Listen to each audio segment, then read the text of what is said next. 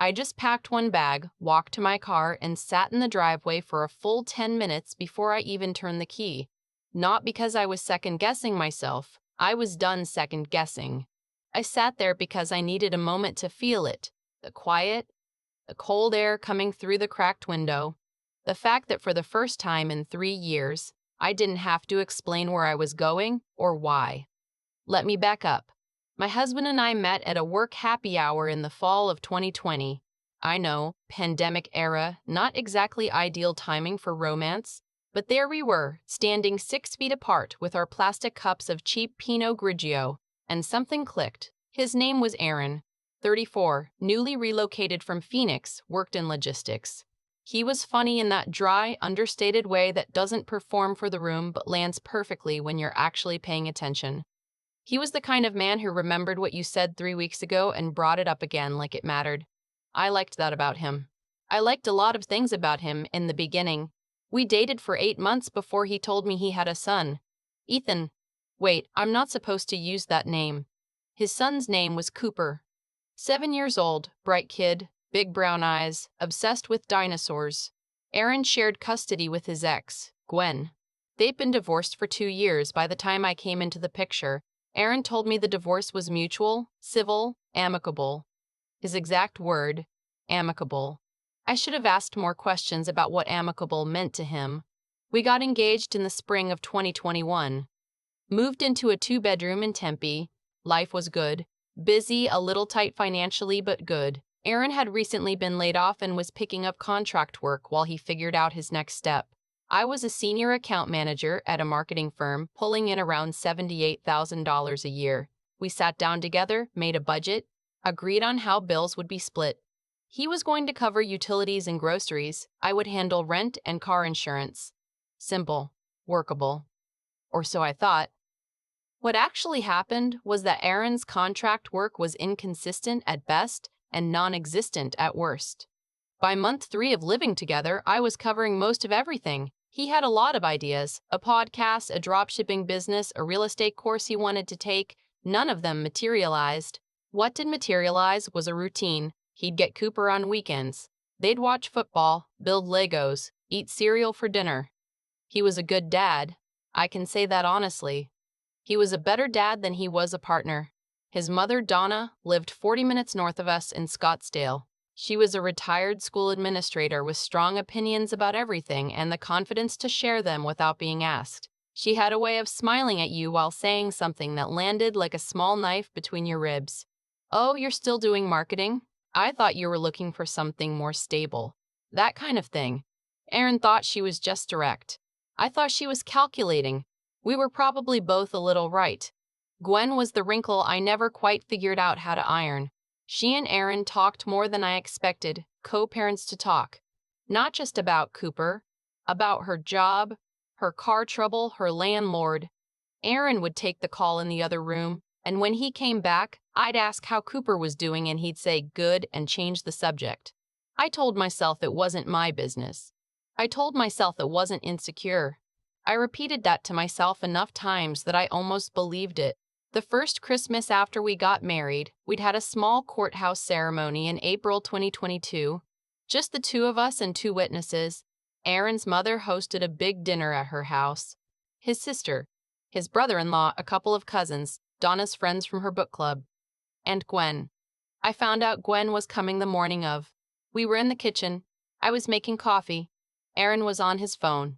He looked up and said, almost like it was an afterthought, "Oh, by the way, Gwen's coming tonight. She didn't have anywhere to go for Christmas and Mom invited her. It'll be fine. She's good with the family."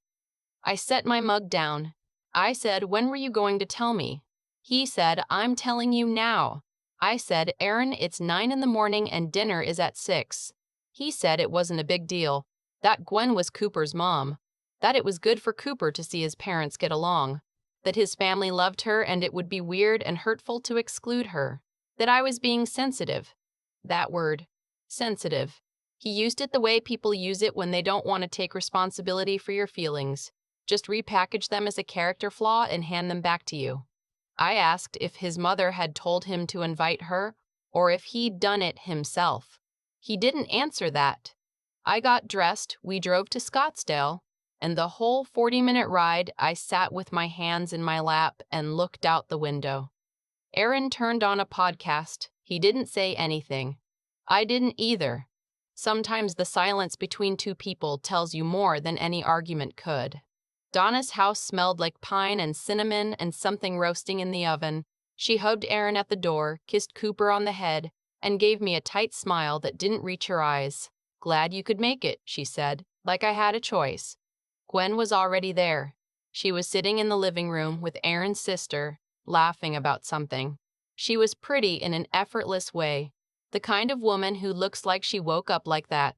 She stood up when she saw us and hugged Aaron like it was nothing, like it was the most natural thing in the world, and maybe for everyone in that room, it was. For me, it felt like standing outside a window, watching people be warm without you. She was polite to me. That almost made it worse. We sat down to dinner. Donna had put Gwen next to Aaron at the table. I was across from them, between Aaron's brother-in-law and one of Donna's book club friends who wanted to talk about a documentary she'd watched about ancient Rome. I answered her questions and passed the rolls and watched my husband and his ex-wife talk like I wasn't in the room. At some point, Donna raised her glass and said, "I'm just so grateful that our family knows how to do this the right way, that we put the children first and keep our circle together."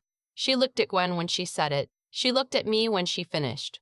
Cooper was having a great time. He sat between his mom and dad and ate 2 plates of food and showed everyone a card trick he'd learned. He was 7 years old and happy, and he deserved to be happy. And I was glad. I genuinely was. But I was also sitting at a table where I felt like a guest in my own marriage. On the drive home, I said, "I need you to understand that tonight was not okay." Aaron said, "It was one dinner." I said, "She sat next to you. Your mother toasted her. I found out she was coming 9 hours before it happened." He said, "You knew she was going to be part of our lives. She's Cooper's mom. I don't know what you expected." I expected to be consulted. I expected to matter. I expected that when you marry someone, you become each other's first call, not an afterthought, not a secondary consideration, not the person who gets informed of decisions after they're already made. I didn't say any of that. I said goodnight and went to bed. That was December 2022. The next 14 months were a slow leak. Nothing exploded. Things just deflated. Aaron picked up a part-time job at a sporting goods store, which helped with groceries. He was still pursuing the real estate course. Donna still made comments. Gwen still came up in conversations at odd angles. I started therapy in February of 2023, not because I was falling apart, but because I felt like I was forgetting who I was before all of this. My therapist, her name was Dr. Fontaine, and she was the kind of person who let silences sit without rushing to fill them. Asked me once what I wanted my life to look like in 5 years. I described something. She asked if Aaron was in it. I paused longer than I should have. The summer of 2023, Aaron told me he'd been talking to Gwen more than usual because she was going through something. He didn't say what. I didn't ask. I made a decision around that time, not to leave, not yet, but to stop pretending I wasn't keeping score. By October, I'd met with a divorce attorney once, just to understand my options, just to know what the landscape looked like. She explained Arizona's community property laws, told me what I'd be entitled to and what I wouldn't, walked me through what a filing would look like. I paid her consultation fee out of my personal savings account, the one Aaron didn't know about, the one I'd maintained since before we got married. My therapist called it financial self-preservation. I called it being the kind of woman my mother raised me to be. I didn't file yet. Thanksgiving 2023. Aaron told me 2 days before that Gwen would be joining us at his mother's house again. Not asked, told. 2 days before. "It's becoming a tradition," he said. "She doesn't have family nearby. Cooper wants her there." I said, "Do you want her there?" He said, "That's not the point." I said, "I think that's exactly the point." He said I was making everything about me. He said Donna had already told Gwen she was welcome. He said it would break Cooper's heart if she wasn't there. He said a lot of things that were designed to make me feel small for having a reaction at all.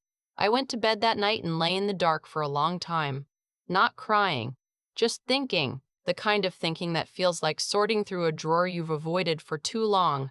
pulling things out, looking at them clearly, deciding what to keep. I called my attorney the next morning. She said the paperwork could be ready within a week if I wanted to move quickly. I said I did. She said she could arrange for formal service if I wanted, an official process server by the book documented. I said yes to that too. I asked her, could this be done on Thanksgiving Day? She said process servers work every day, holidays included. I would just need to give her the address and a window of time. I said, I'll send you both. The week before Thanksgiving, I did a few things quietly. I made sure my paycheck was going into my personal account temporarily. I contacted my company's HR to understand my benefits situation independently. I texted my college roommate Britt and asked if I could stay with her for a few days. She said yes without asking why. That's the kind of friend she is. I packed a bag and left it in my car trunk the Monday before Thanksgiving. Thanksgiving morning, I got up early. I made coffee. I fed Cooper breakfast. Aaron had him for the week. I helped him put on his nice shirt. I drove him to Donna's house like everything was normal, because for him it was going to be a normal Thanksgiving. That part mattered to me. He was 7. He didn't need to be part of this. We got to Donna's around noon. Gwen arrived at 12:30. She walked in with a pie she'd made, pecan, and everyone acted like she was coming home. I set the table. I folded the napkins. I filled the water glasses. I did every task I could find to do because movement kept me calm, and calm was the only thing I had left to give that day. We sat down at 2 o'clock. Donna said grace. Aaron carved the turkey. Gwen sat across from me this year, which was somehow worse. I could see her face the whole time. I ate a few bites of stuffing. I answered Donna's brother when he asked about my job. I listened to Cooper explain that turkeys are actually related to dinosaurs, specifically the theropods, a fact he'd gotten slightly wrong but was very confident about. At 2:34, I know the time because I looked at my phone right before. The doorbell rang. Donna got up to answer it. She came back with a slightly puzzled look.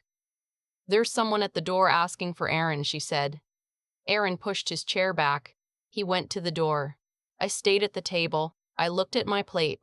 I heard a brief exchange of voices, low and businesslike, then quiet. He came back to the table. He was holding an envelope. His face had done something. Drained of color, rearranged itself into an expression I hadn't seen before, something between confusion and the specific kind of shock that comes when you realize you underestimated someone. He looked at me. I looked at me. I looked back at him. I said, you should open it. He didn't open it at the table. He walked back out of the room. I heard the back door open. I heard it close. Donna looked at me. Gwen looked at me. Aaron's sister looked at me. Cooper was still talking about theropods. I put my napkin on the table. I said to Cooper, hey, buddy, I'm going to step out for a little bit, okay? You finish your dinner. He nodded without looking up, still explaining something about feathers. I picked up my purse. I walked to the front door. I opened it, stepped out into the November air, cool and dry, the way Arizona does winter, and I walked to my car. I didn't look back.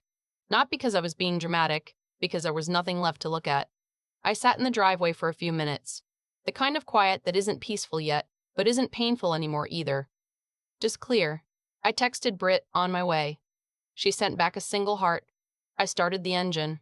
The drive to her place was 40 minutes. I had the radio off. I thought about the first time Aaron and I drove somewhere together, a weekend trip to Sedona, early in our relationship, when everything still had that bright, unexamined quality of something new. I thought about how I'd looked at him then and felt certain. Certainty is a strange thing. It doesn't mean you were wrong. It means the information changed. I stayed with Britt for 4 days. I went back to the apartment the following Monday when Aaron was at work and Cooper was in school. I took what was mine, my grandmother's quilt, my work laptop, my coffee maker, 2 boxes of books, the cast iron skillet I'd brought from my apartment before we moved in together. I left everything else exactly where it was. I didn't take anything that wasn't mine. I didn't leave anything behind that mattered. The divorce was finalized 7 months later. Aaron didn't contest much. The apartment lease was in both our names. We agreed to let it go. I found a studio in Tempe, close to work, with a little balcony where I put a plant that I water every Sunday. It's doing well, actually. Better than I expected. I still think about Cooper sometimes. I hope he got to finish explaining the 3 pods that day. I hope someone was listening. I hope he grows up knowing that the people who love him show up and that the ones who don't, well, that's not about him. That's never about the kid. People have asked me if I regret how I did it. The timing, the process server, the Thanksgiving dinner. I don't, actually. Not because I wanted to humiliate Aaron. I didn't. And not because I wanted to humiliate Aaron. I didn't. And not because I enjoy drama. I really don't. I did it that way because every other way I'd tried to be heard had not worked. I'd had conversations. I'd asked for things. I'd sat across from a woman I'd never asked to share my husband with, and passed her the cranberry sauce with a smile because that was what was expected of me. I'd been accommodating and patient and understanding for 3 years, and what I'd gotten in return was to be treated like a secondary character in my own marriage. So yes, I chose a day when I knew everyone would be there. I chose a moment when there could be no ambiguity, no "we'll talk about it later," no quietly sweeping it back under the table. I chose to make it real in a way that could not be undone, not because I wanted to make a scene, because I was done waiting to be taken seriously until after the scene had already happened. There is a version of this story where I stayed, where I kept adapting, kept adjusting, kept telling myself that love was supposed to be hard and sacrifice was supposed to be part of it. I know that version. I've lived it for a long time, but sacrifice is supposed to go both ways, and there's a difference between choosing hard and choosing invisible. I'm 31 now. I have my studio, my plant, my cast iron skillet, my Sunday mornings that belong entirely to me. I'm not angry anymore. I'm Robert Sinclair, 67 years old, and I'm Robert Sinclair, 67, acknowledge that you're hurting.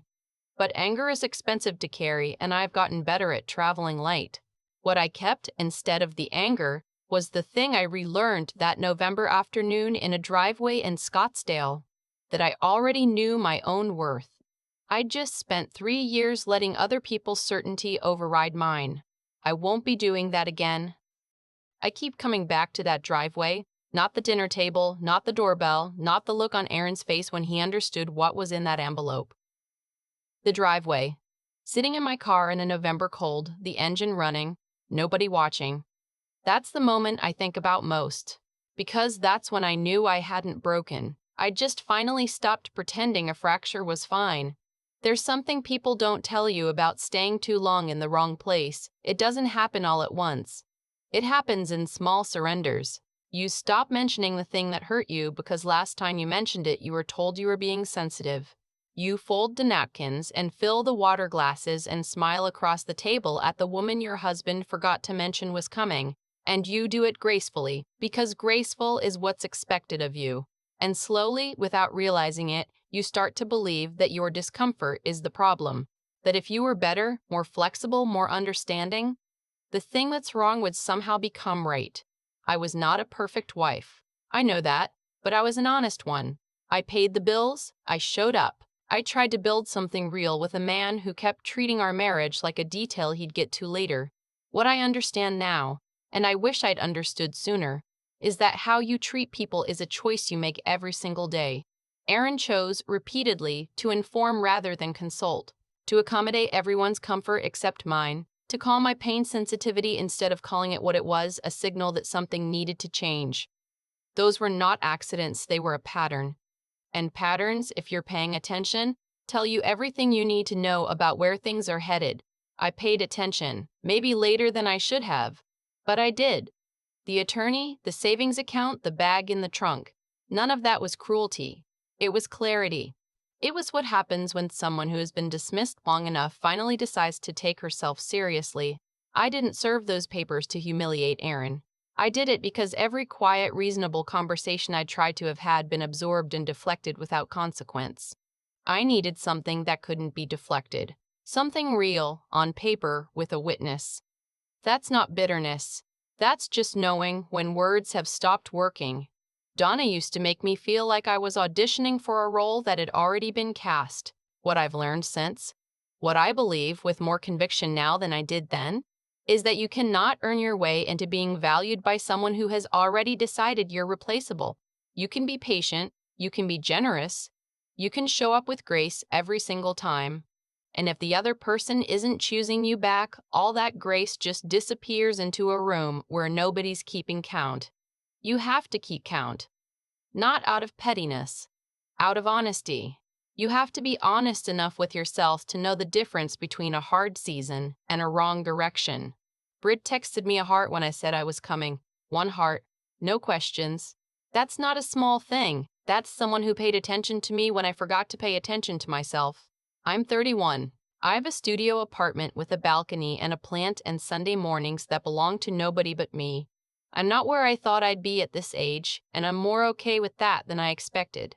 Because the life I have now is one I built on my own terms, not one I was permitted to have by someone who needed to feel like the more important person in the room. Cooper deserved better from both of us, really. But especially from his father. I hope he gets it someday.